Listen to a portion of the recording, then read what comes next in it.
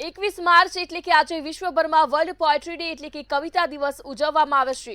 શબ્દોની સુંદર રચના દ્વારા લાગણીઓને વ્યક્ત કરવાની આ એક અનોખી કલા છે। કવિતા માત્ર શબ્દો નહીં પરંતુ ભાવનાઓનું પ્રતિબિંબ કરે છે। ચાલો જોઈએ વધુ વિગતો આ ખાસ રિપોર્ટમાં। કવિતા એ લાગણીઓની અભિવ્યક્તિ, શબ્દો દ્વારા દિલની વાત કહેવાની એક સુંદર રીત। સદીઓથી કવિતા એ સમાજને પ્રેરણા આપી, વિચારધારાને દિશા આપી છે અને માનવ મનને સ્પર્શ્યું છે। ગુજરાતી સાહિત્યમાં પણ અનેક કવિઓએ પોતાના શબ્દો દ્વારા અમૂલ્ય વારસો આપ્યો છે। કવિતા માત્ર કલા નથી પણ એક સંસ્કૃતિ છે, એક ઓળખ છે। પ્રેમ, દુઃખ, દેશભક્તિ કે સમાજની વાતો દરેક ભાવને કવિતામાં સુંદર રીતે રજૂ કરી શકાય છે। ડિજિટલ યુગમાં પણ કવિતાની લોકપ્રિયતા ઓછી થઈ નથી, પરંતુ સોશિયલ મીડિયા દ્વારા નવા કવિઓને એક નવો મંચ મળ્યો છે। 21 માર્ચ એટલે કે વિશ્વભરમાં વિશ્વ કવિતા દિવસ તરીકે ઉજવવામાં આવે છે। હવે તમને એમ થશે કે કવિતા દિવસ, જો કોઈ વ્યક્તિ કવિ હોય અથવા તો કવિતા વાંચવાનો શોખ હોય તો કવિતા એના માટે ખૂબ મોટી વસ્તુ છે। કવિતા એટલે કે એક ઘટનાને એક કડીમાં દર્શાવી દેવી, સમાજને કંઈક નવી પ્રેરણા આપવી અથવા તો સમાજમાં કંઈક સંદેશ પહોંચાડવા માટે કવિતાનો ઉપયોગ અત્યાર સુધી થતો હતો। કવિ માટે કવિતા એ ખૂબ એક ગંભીર બાબત છે।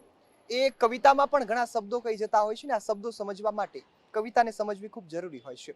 તો વિશ્વભરમાં સારો સંદેશ ફેલાવવા, સમાજને નવી પ્રેરણા આપવા અને સાથે સાથે કવિના એ શબ્દોને સમજવાનો એક પ્રયાસ કરવા માટે આ દિવસની ઉજવણી થાય છે। ને આ દિવસ લોકોને શીખવાડે છે કવિતાનું મહત્વ, કવિતા શાના માટે લખવી હોય અથવા તો કવિતા કયા મુદ્દાને ધ્યાનમાં રાખીને લખવામાં આવતી હોય છે।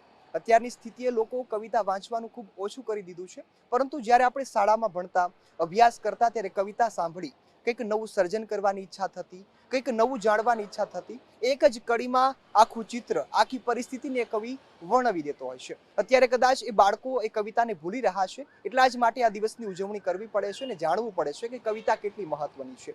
આશા રાખીએ કે બાળકો કવિતાને અને સાથે સાથે આ દિવસની જે ઉજવણી થઈ રહી છે તેને સારી રીતે સમજી શકે, એ મહત્વ સમજી શકે, સમાજમાં એક નવી પ્રેરણા લાવી શકે, એટલા જ માટે આ દિવસની ઉજવણી થતી હોય છે। શબ્દો માત્ર લખાતા નથી, તે અનુભૂતિ બને છે, લાગણી બને છે। કવિતા એ હૃદયની એ ભાષા છે જે દરેકને જોડે છે અને સમય સાથે પણ જીવંત રહે છે।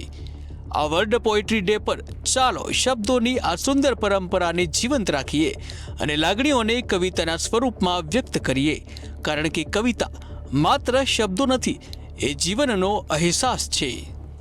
ક્રીના પટેલ, મંતવ્ય ન્યૂઝ।